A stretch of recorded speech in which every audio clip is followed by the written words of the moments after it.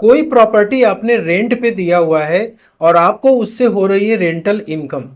तो इस rental income पे जीएसटी कितने परसेंट से चार्ज होगा, जीएसटी कौन चार्ज करेगा, ये डिपेंड करता है कि प्रॉपर्टी की टाइप क्या है, किस पर्पस के लिए वो यूज की जा रही है, जो प्रॉपर्टी का ओनर है क्या वो जीएसटी में रजिस्टर्ड है, जो टेनेंट है क्या वो जीएसटी में रजिस्टर्ड है। नंबर वन, यदि प्रॉपर्टी रेजिडेंशियल है और वो रेजिडेंशियल पर्पस के लिए ही यूज की जा रही है, इस प्रॉपर्टी से होने वाली रेंटल इनकम पे कोई भी जीएसटी चार्ज नहीं किया जाएगा, मतलब कि ये कंप्लीटली टैक्स फ्री है, एग्जेम्प्टेड है। नंबर टू, प्रॉपर्टी रेजिडेंशियल तो है लेकिन वो बिजनेस पर्पस के लिए यूज की जा रही है,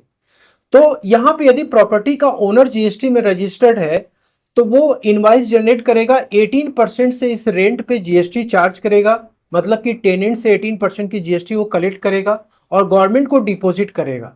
इन केस यदि टेनेंट जीएसटी में रजिस्टर्ड है तो वो जीएसटी रिटर्न को फाइल करेगा और आईटीसी को क्लेम कर सकेगा। और यदि टेनेंट जीएसटी में रजिस्टर्ड नहीं है तो उस केस में भी जो प्रॉपर्टी का ओनर है उसकी रिस्पॉन्सिबिलिटी होती है कि वो इनवाइस जनरेट करे, 18% की जीएसटी उसमें रेंटल इनकम पे चार्ज करे और गवर्नमेंट को डिपॉजिट करे।